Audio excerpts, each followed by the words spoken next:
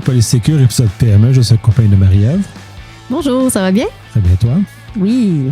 Aujourd'hui, on va parler de la place de la cybersécurité et, dans le fond, un peu le DPO aussi, le niveau de la protection des renseignements personnels dans l'organisation, de qui doit relever cette fonction-là, où on doit la placer justement pour qu'elle ait la meilleure efficacité et le meilleur rendement pour tout le monde. Je vais te laisser amorcer avec ça. Oui, effectivement, c'est un sujet qui m'intéressait beaucoup parce que avec la loi 25 qui est en vigueur, les PME doivent s'organiser plus en cybersécurité et en protection des renseignements personnels. Puis, ça peut amener son lot de questions là, à savoir qui est responsable de quoi dans les organisations selon la taille. Donc, je pense que c'est un sujet qui est important d'aborder pour pouvoir donner les responsabilités aux bonnes personnes là, selon les organisations.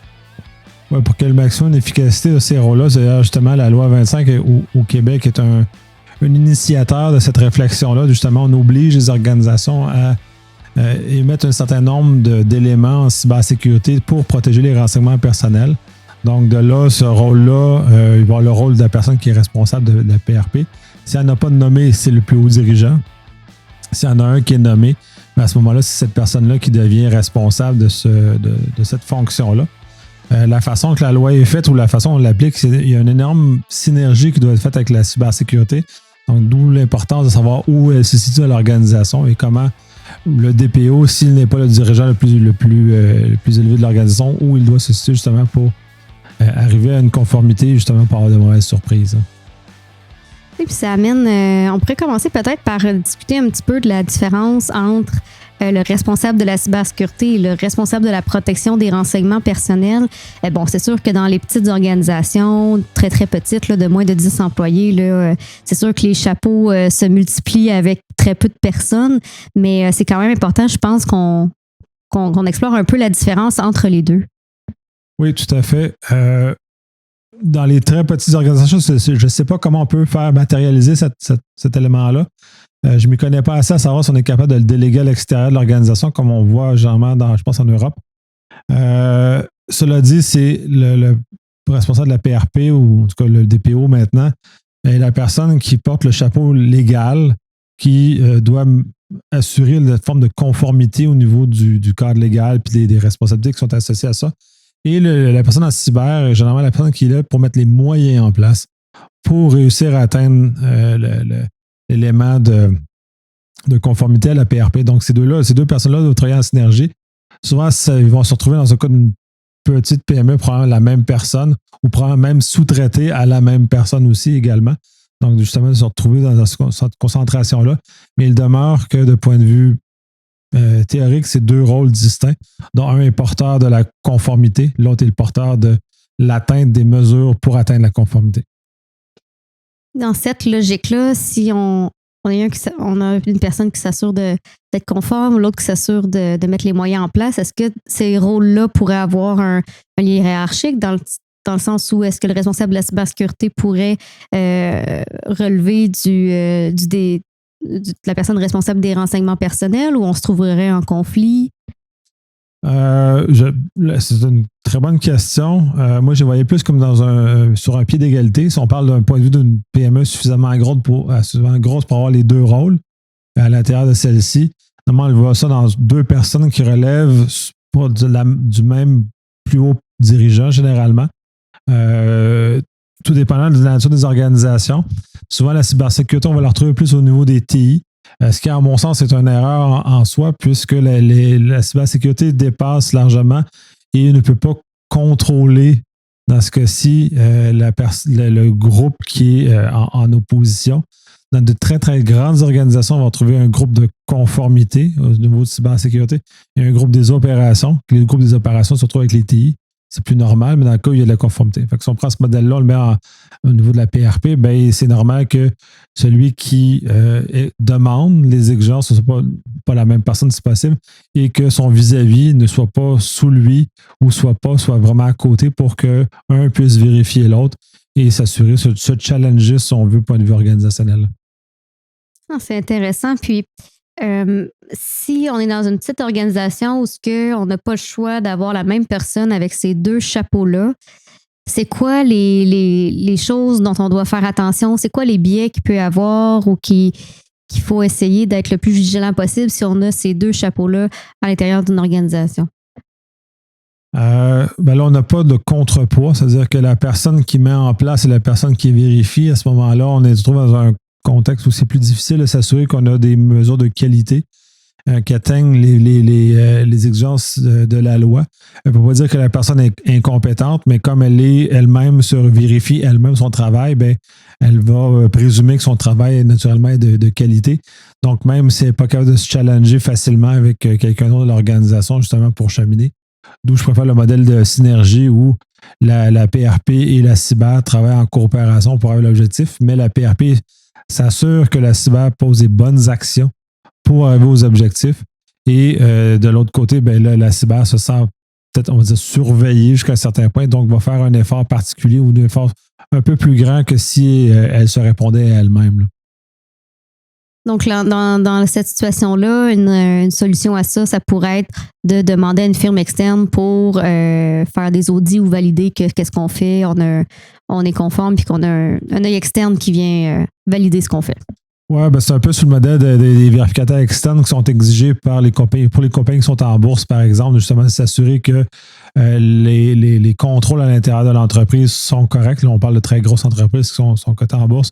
Mais d'avoir cet œil externe-là, dans ce cas-ci, il est mandaté justement pour s'assurer qu'il n'y a pas de malversation. Il y a le cas de Enron qui maintenant fait tristement l'histoire, où il y a eu justement certains problèmes de cette nature-là, où il y avait des conflits ou des accointances entre la haute direction et les vérificateurs externes, ce qui a amené un problème qu'on connaît maintenant. Donc, cette trop grande proximité-là amène nécessairement à des problèmes. Donc, de soit demander à une compagnie externe de venir nous vérifier. En cyber, on est habitué parce que généralement, on va demander souvent des compagnies externes de venir vérifier la sécurité des systèmes qu'on a déployés et qu'on met en place justement pour s'assurer qu'on atteint un niveau suffisant de sécurité. Donc, ça fait partie des us et coutumes. PRP, j'imagine que ce n'est pas dans les us et coutumes de faire appel à ce genre de firme externe-là.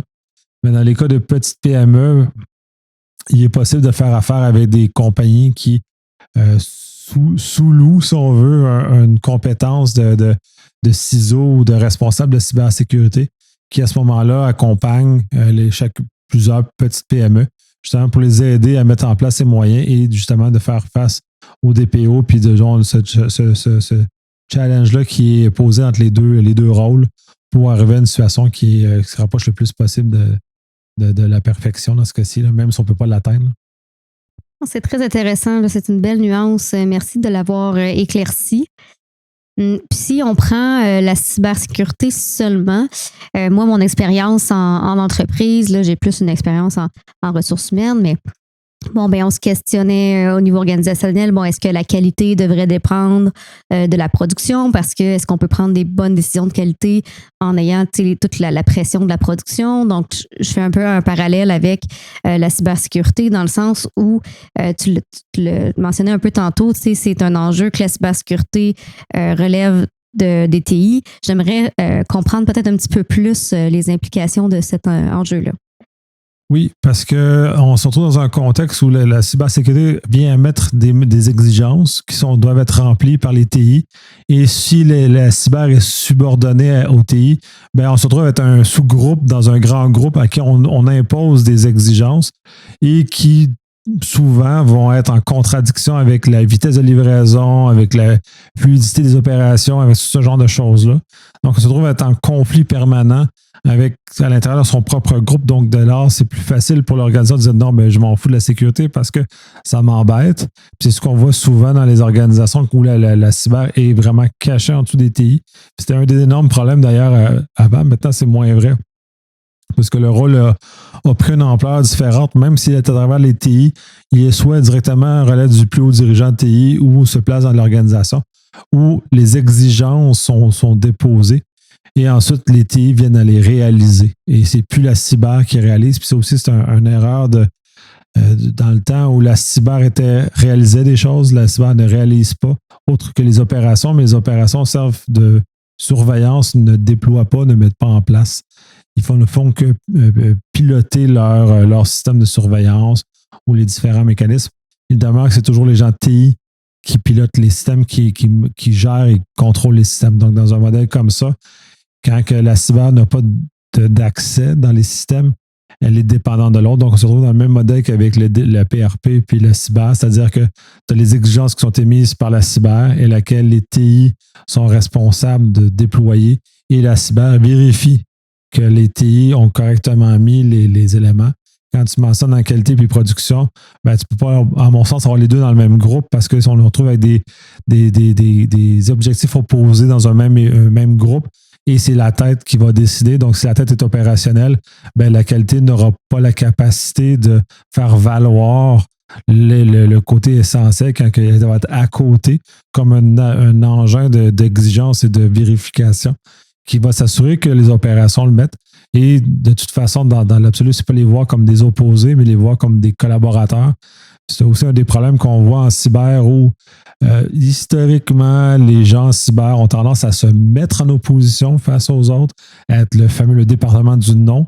Et c'est pas dans cette structure-là qu'on va être capable de collaborer avec les TI, mais c'est vraiment d'arriver dans un contexte de dialogue, comme avec le DPO puis le PRP puis la cyber, on doit être en dialogue justement pour arriver à atteindre le meilleur objectif avec les meilleurs moyens possibles. C'est sûr, je comprends que si la cybersécurité relève des TI, ben, peu importe ce que la cybersécurité dit, le pouvoir hiérarchique reste au TI, puis eux, ils ont des objectifs de performance, de livrer un service et tout ça. Donc, je comprends que c'est plus difficile. Puis si on le prend à l'inverse, est-ce que les TI pourraient relever du responsable de la cybersécurité? C'est une drôle d'image parce que j'imagine qu'il y a bien des vieux de la vieille en cyber qui aimeraient ça. Puis, à la limite, il y aurait peut-être même des fois, j'en connais certains qui auraient peut-être un petit goût de vengeance en étant dans cette situation-là. Parce que certains, disons, les vieux de la vieille, certains sont amers du passage plus difficile en cyber parce que ça n'a pas toujours été comme ça l'est maintenant. À mon sens, ça se peut pas de ce modèle-là non plus, autant que le modèle TI cyber vient visser la capacité cyber de jouer son plein rôle, c'est-à-dire d'émettre d'exigences, de mettre des choses en place et de vérifier que ça atteint les objectifs qui sont définis. Autant si on est dans le modèle inverse, ben là, on se retrouve avec une tête qui est très contraignante avec des gens qui veulent déployer rapidement. Donc, on va se retrouver avec une dualité qui va causer des problèmes inverses. Dans ce cas-ci, c'est-à-dire un immobilisme très grand, probablement une trop grande démarche de vérification et ainsi de suite. Donc, on vient transformer le fardeau, mais complètement à l'opposé. Donc, on ne règle pas le problème. On crée un autre type de problème à ce moment-là. Oui, c'est ça. On se ramasse avec un rôle contradictoire qui peut pas, qui devra sacrifier l'un dans tous les cas pour arriver à l'autre. Puis, il n'y a comme aucune solution gagnante, là. Non, absolument pas, parce que autant les objectifs de la cyber et des TI ne sont pas alignés au sens où c'est pas la même chose. Les TI veulent livrer un système qui fonctionne. La cyber veut livrer un système qui est sécuritaire. Et bon, certaines mauvaises langues pourraient dire qu'un système sécuritaire, c'est un ordinateur enterré dans ton jardin, ce qui n'est pas faux. Cependant, il faut arriver au contexte où il faut être capable d'arriver à un point central où le système fonctionne avec un niveau de sécurité suffisant. Et si on met justement la tête la cyber à la tête, ben, on ne sera plus dans le suffisant, on va être dans l'extrême probablement très rapidement. Et le système l'entreprise va devenir, ou les TI vont devenir de l'immobilisme. Puis déjà que je constate qu'il y a beaucoup d'immobilisme dans les TI en général à l'heure actuelle pour différentes raisons.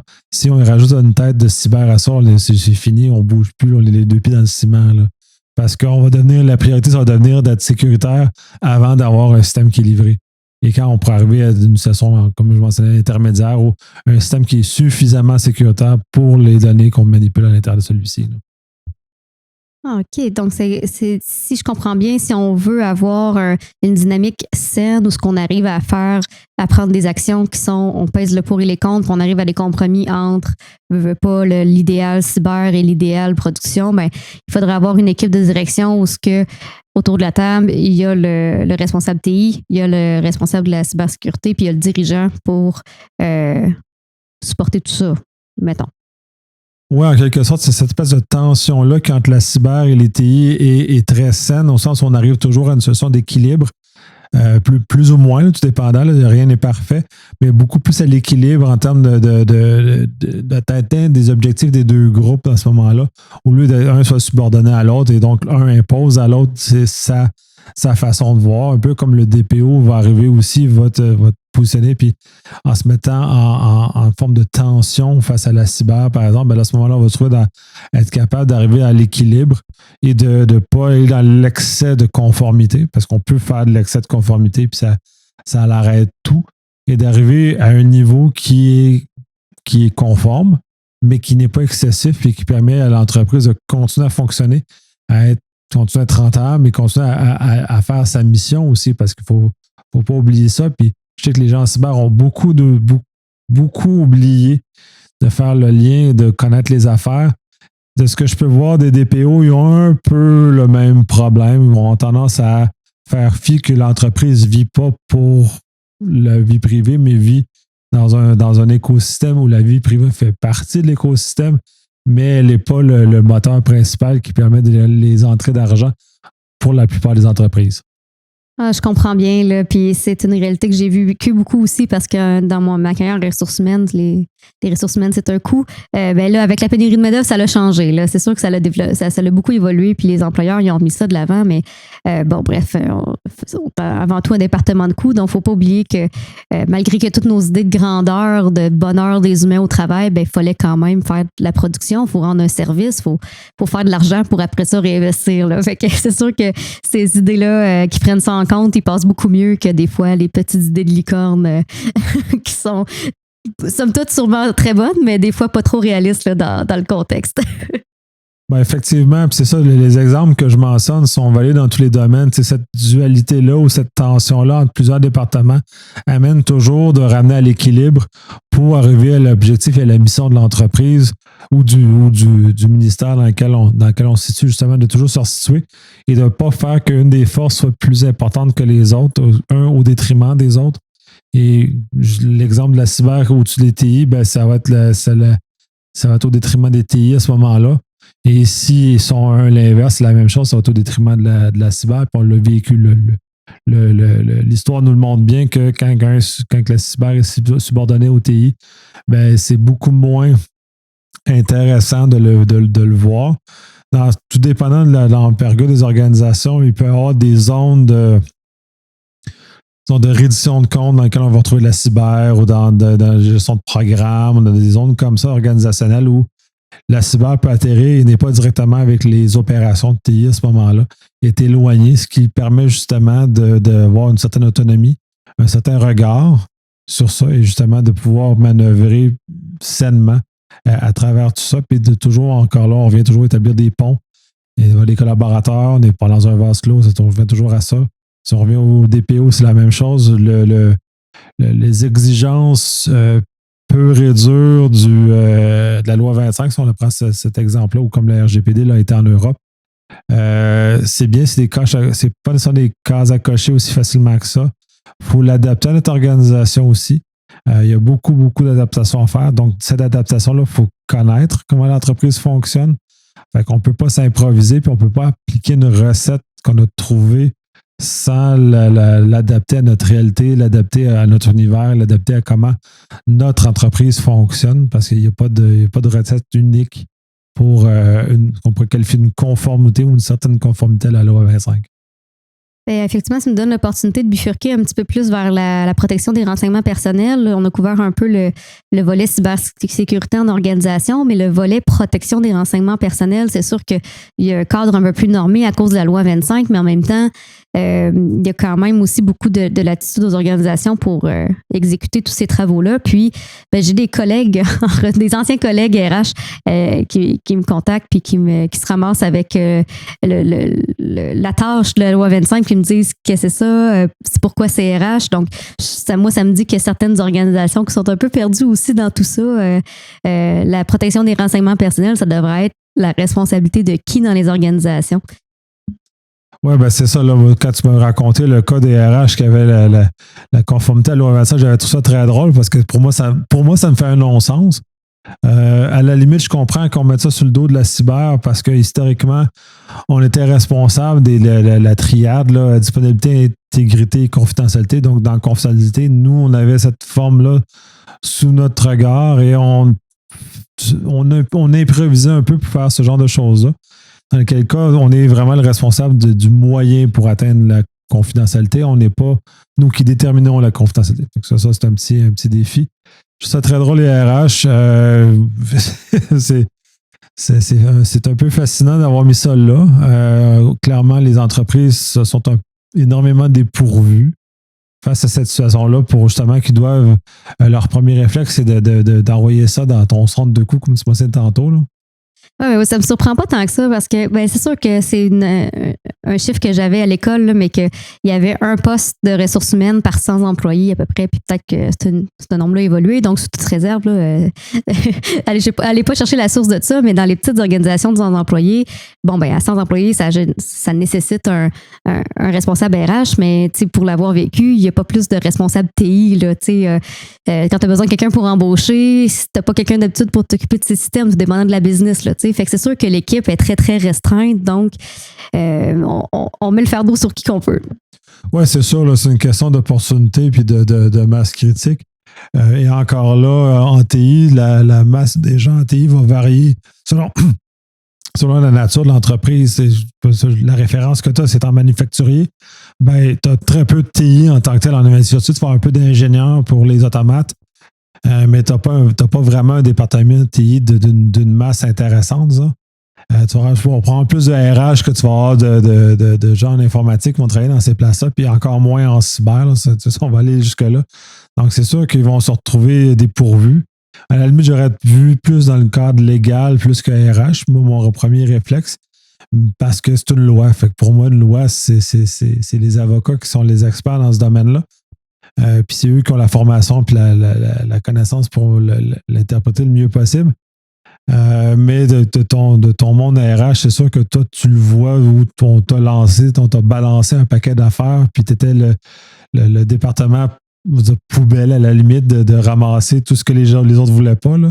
Oh, mais là, c'était un peu plus glorieux que ça quand même. Là. Mais c'est sûr que c'était tentant d'en rajouter dans une cour qui est un petit peu plus grise que d'autres, là, disons. Mais bon, c'est quand même pas si pire que ça. Mais je peux comprendre.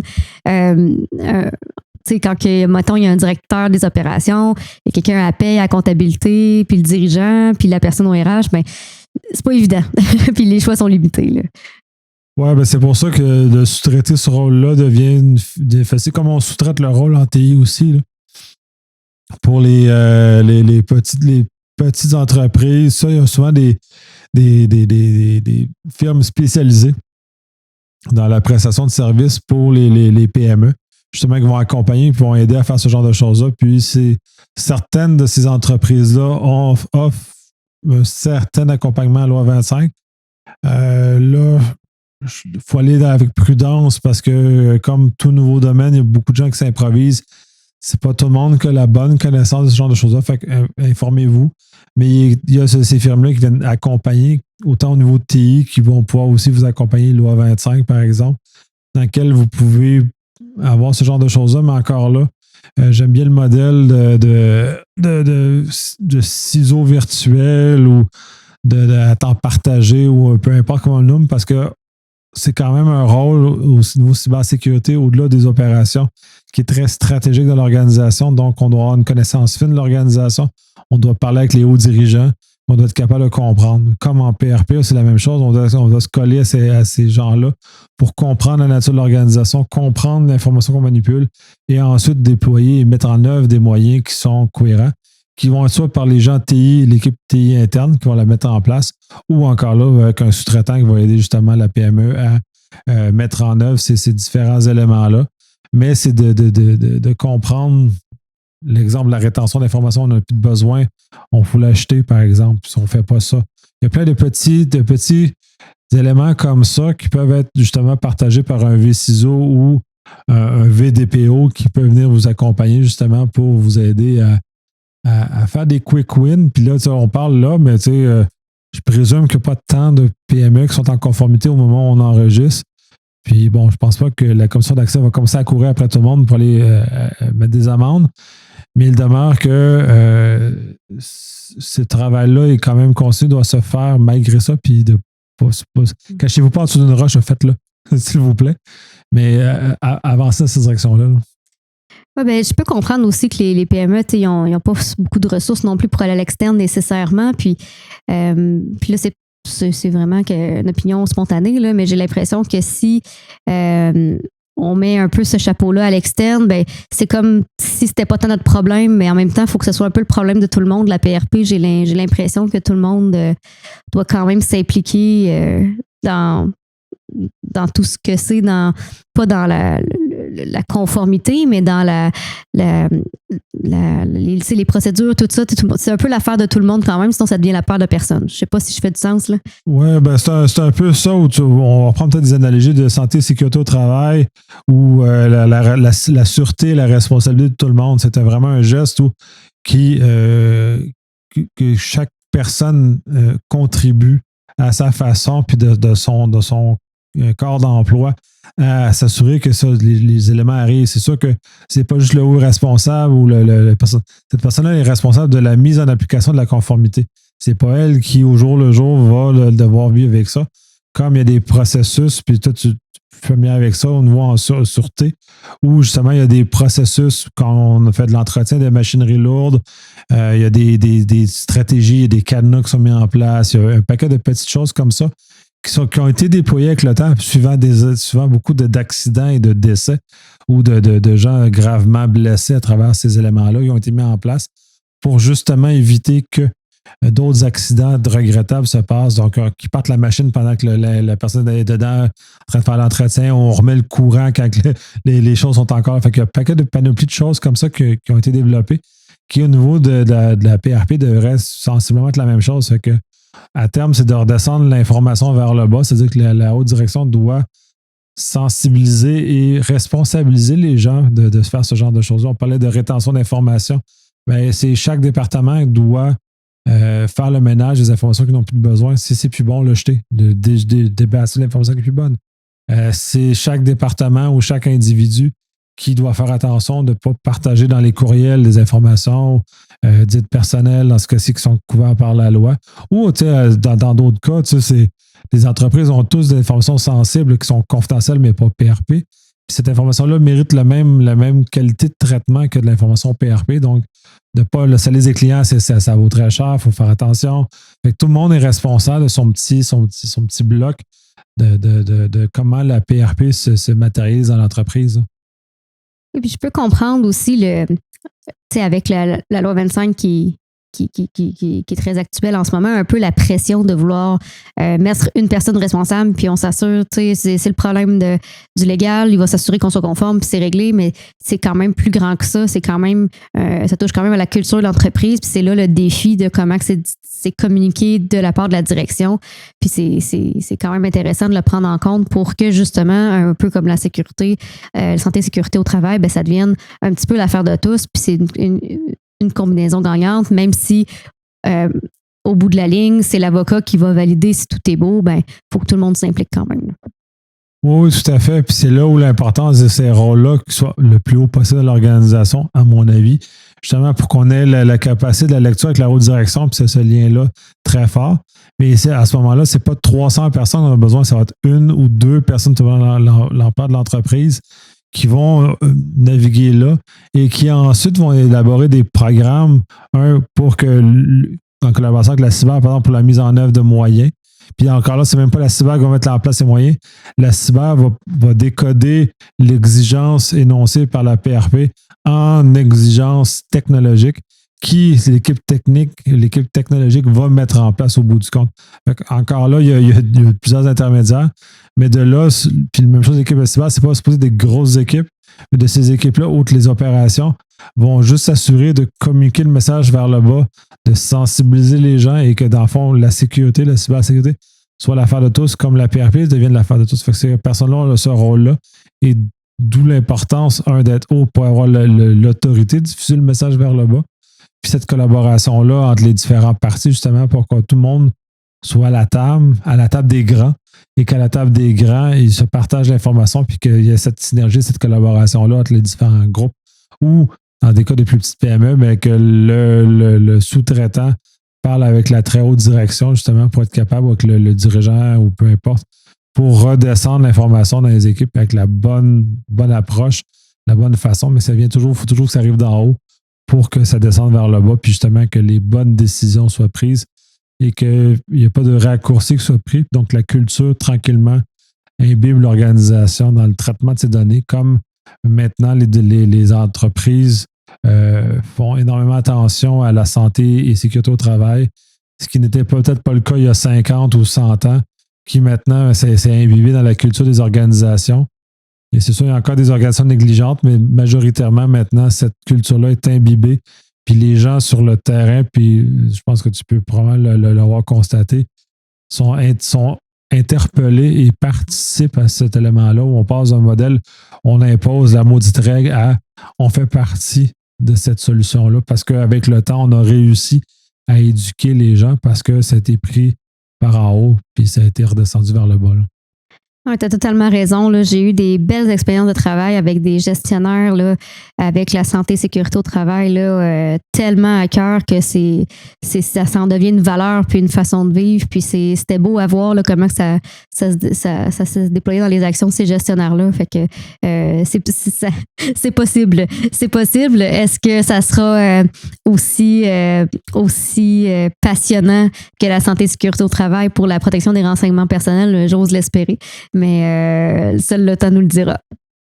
C'est ça va devenir l'élément naturel des organisations. Puis ça y est derrière l'importance de la personne qui est en haut, qui s'occupe de ça, de descendre, communiquer, vulgariser. C'est clairement vraiment rendu mon modèle, mon chose d'intérêt, justement, de réussir à expliquer correctement aux gens. Puis souhaitons qu'on en arrive à des niveaux de conscience dans cyber puis en PRP comme on atteint des niveaux de conscience en sûreté et en sécurité au travail. Là. Je crois qu'on a fait le tour. Est-ce que tu vois d'autres biais dont on devrait se soucier là, en nommant les divers responsables de santé? Qu'est-ce que je dis là? Je suis repartie de la santé et sécurité. Donc, sur les responsables de la cybersécurité ou de la protection des renseignements personnels en entreprise qu'on n'aurait pas couvert? Non, mais l'important, c'est de leur permettre d'avoir cette autonomie-là, leur capacité des rôles qui ne sont pas soumis à des rôles contraires, justement, pour éviter des problèmes, et que ces gens-là viennent s'asseoir à la table des hauts gestionnaires pour communiquer puis qu'ils puissent avoir ces échanges-là. Dans cette mesure-là, je pense qu'on a une recette gagnante. C'est sûr que c'est difficile de trouver, tout dépend de la taille de l'organisation, mais de se faire accompagner par des firmes externes. On en a beaucoup de très belles firmes au Québec. J'imagine qu'il y en a en France aussi de très bonnes firmes qui peuvent vous accompagner. Trouvez-en une avec qui vous êtes capable d'établir un lien de confiance qui vont vous prêter à temps partiel une personne justement pour venir vous appuyer. Mais cette personne-là, prêtée, est quand même relève de la plus haute personne de l'organisation, justement pour lui donner la capacité d'intervenir et d'influencer la culture de l'organisation.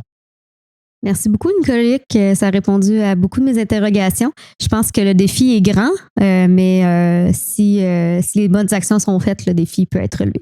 Tout à fait. Merci. Merci.